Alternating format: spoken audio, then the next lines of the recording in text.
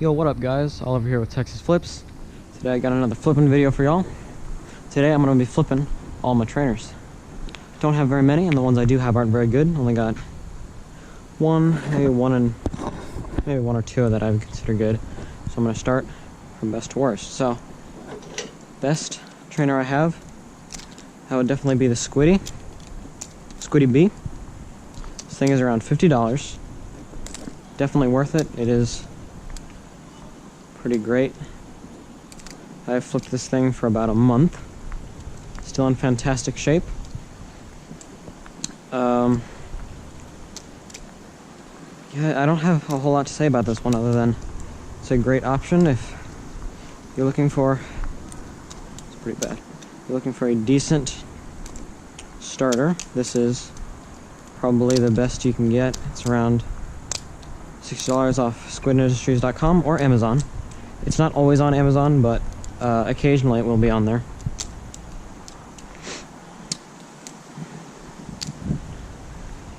Pretty great trainer. Since I've got it, I've pretty much only flipped this just because of how good it is. Because it is kind of the best ballast line for that price range. My flips are going to be pretty bad today. Not really feeling it, you know. Sorry if the lighting's a bit worse than normal. It's quite overcast today. So I guess let's move on to Ballast Line 2 before I drop this in my pool again. So Ballast Line 2 is this. This is the Marcolo Benchmade 51 clone. I say that because it's pretty much a 51 clone. Although it's not something where you'd look at it and think, oh, that's a 51 clone, just because it just doesn't look like that. But this thing flips pretty well. Supposedly it flips way better if you take off the latch and the pocket clip, but the screws came stripped, so I can't really do anything about that. I have a lot of trouble flipping this one just because of the weight. Well, my Squiddy is which I normally flip is only about 2 ounces. This one is 7, so it is quite heavy. It's pretty blade or handle heavy as well, so that doesn't help. Although it's great for aerials. Fanning with it is a nightmare. It does not fan well, but it does super nice aerials. And it does decent rollovers. But it is sort of difficult to flip. It runs on bearings. It has stainless steel blade, stainless steel handle pieces, and then actual G10 on the handles, which, you know, for an Amazon trainer is pretty good. Since it does run on bearings, you have to keep it clean and lubed up, or else the flipping feels pretty gritty. I haven't actually really done anything to this as far as the bearings, so it doesn't flip great. It feels pretty gritty and a little bit nasty, but it is what it is.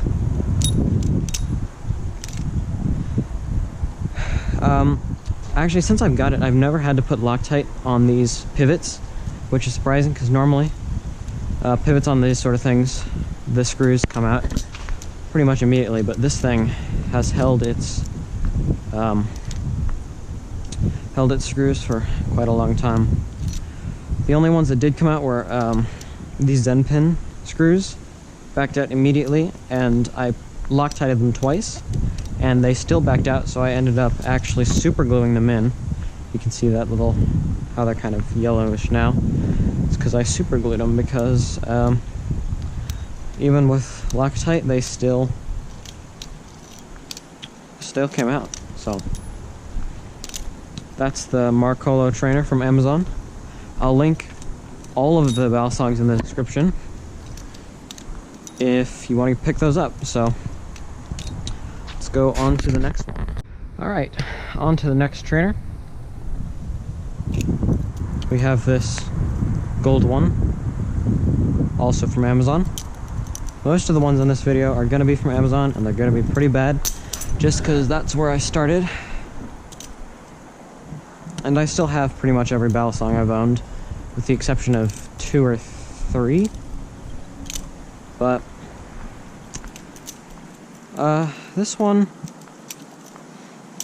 I kind of have mixed feelings on it. I feel like for some things it flips better than the Marcola one. Like, it definitely fans better. It does rollovers way better, but not good. Like, they get, like, for example, behind the 8-ball, it just feels sort of slow and annoying. Aerials,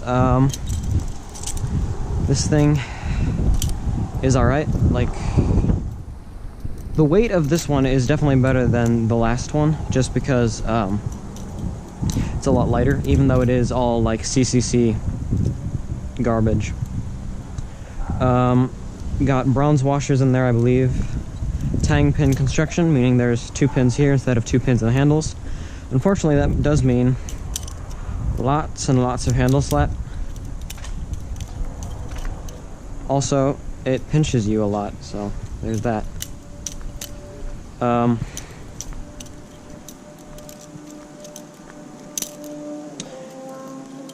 The latch also doesn't work really anymore. And you can see tons of play. And kind of like so much tap and play. It's just unbelievable. But again, same with the other one. I have never had to Loctite the pivots on this thing. And it has flipped. It flips about the same now as it did out of the box, so if you want to buy something within the like $10 to $15 price range off Amazon, I would recommend this. It is pretty good, but it doesn't flip great compared to some of my other ones. And I'm sort of used to the squiddy and stuff now, so I rarely ever flip with this, just because it is sort of hard for me to get back into flipping with this one. But I guess let's move on to the next one. And these are in order of best to worst, so this is 3rd best that I own. And 4th best might surprise some people, and most people probably won't agree with me on this, but it's the flip fins. Now, I say, oh, it's not a good omen. I say it's the flip fins for a few reasons. Not because it flips great, because it very much does not, but just because of the price. Like, you can pick up one of these for like 10 bucks, and I've had this thing for like 3 years, and although it is got tons of play, and the handles are super loose, and it's super rattly and annoying, I've had it for 3 years, and it flips decently still. Not decently as in it's a decent flipper, but the quality of flipping hasn't really changed since I've had it. It's definitely too light, and it's definitely blade heavy, which makes doing almost anything annoying if you come from a normal Balisong. But if this is your first Balisong and you want something that's, you know, like public friendly, but you also don't want to drop $50 on a squiddy, this is kind of your best bet, because no one's going to look at this thing and think, oh, that's a knife. Same with the squiddy, but this one is like 5 to 10 bucks, and the squiddy is 50 to 60, depending on which model you get. But I don't flip with this really at all. The only other thing to mention about it is these chunky handles. It makes doing some things really annoying, like closing it, just because the handles right here are thinner than the blade right here, so when you try to catch it, it kind of does something like that. But for the price, it definitely could be much worse. Also, it fans badly too. Okay, so then 5th worst is this thing. This is Andux Land on Amazon, of course. Ballycombe. Now I bought this thing just sort of because I had some extra money and I was already buying I think the Marcolo one, that 51 clone. I think I just had some extra money, so I thought I'd buy this knowing it'd be bad. It's way too light. The balance is actually kind of decent. Like, the handle heaviness and blade heaviness is sort of similar. The hinges are terrible. It doesn't flip well. It sort of does whatever it wants. But, it does really good aerials. For some reason, like, it does everything terribly except aerials.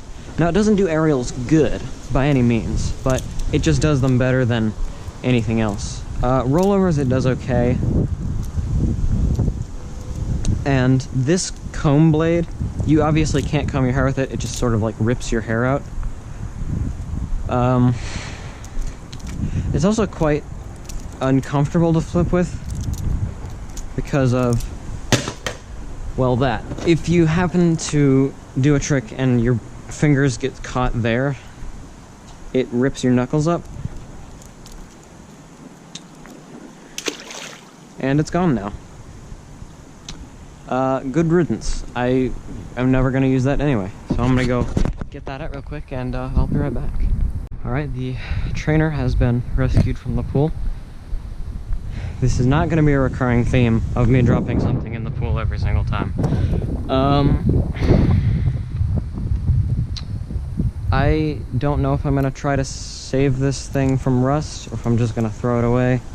Most likely I'll just throw it away because I don't really have any point in keeping it. Look at all that play. Yeah, this thing is trash, so don't need it. Alright, last battle song of the night. We have this CSGO battle song from Amazon, of course. Now, the reason this is the worst battle song I own is not because of the build quality or handle play. You can see it's got barely any play and only a little bit of tap. The reason that I say this is the worst battle song I have is simply just because it's a CSGO styled one with these nasty, nasty curved handles. Doing basically anything basic on this knife is an absolute nightmare for a couple reasons. Just because the handles are curved, it's got this weird spike thing where if you try to go for anything like that, it stabs you in two places. The blade, since it's got like these staggered handles, when you go to do anything like that, the blade sort of sticks to this handle a little bit, and so it makes doing anything an absolute nightmare. Since the handles are curved, it can't do fans, it can't do aerials, as you can tell. It's got a bottle opener, which is kind of nice, but it flips terribly. Just like, although I will say the build quality on this is fantastic. Like, I've had this thing for 3 years. It is still in like pretty much perfect condition. Some of the paint's gotten chipped off or whatever, but never had to Loctite it, never had anything like break or anything. It flips about the same as when I got it, and that is to say badly, but it's really nice quality. It's just the fact that it's a CSGO styled knife with this weird stabber thing just means that it kind of by definition flips terribly, and it doesn't help that it's super heavy. So anything you do like that, pinching yourself, is gonna hurt way more just because of how heavy it is. But that's about it for this video.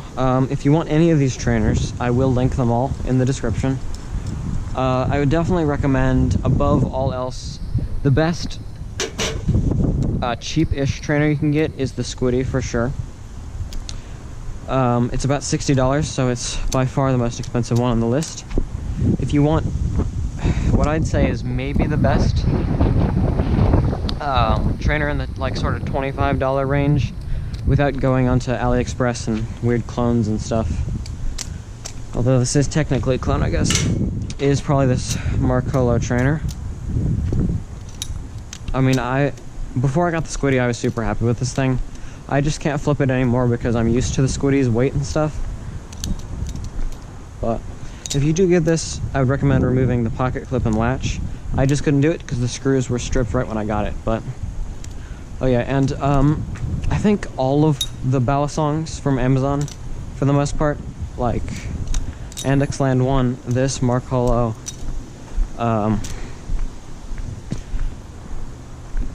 like this, that, and then that thing over there, the Andex, they all come with spare hardware and a tool, which if you have a real Torx driver, definitely use that. The tools aren't good, and all these screws strip easily, so if you don't need to, don't take these apart.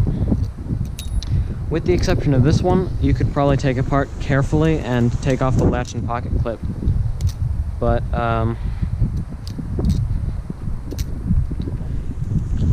that's about all I have for this video. So see you guys in the next one.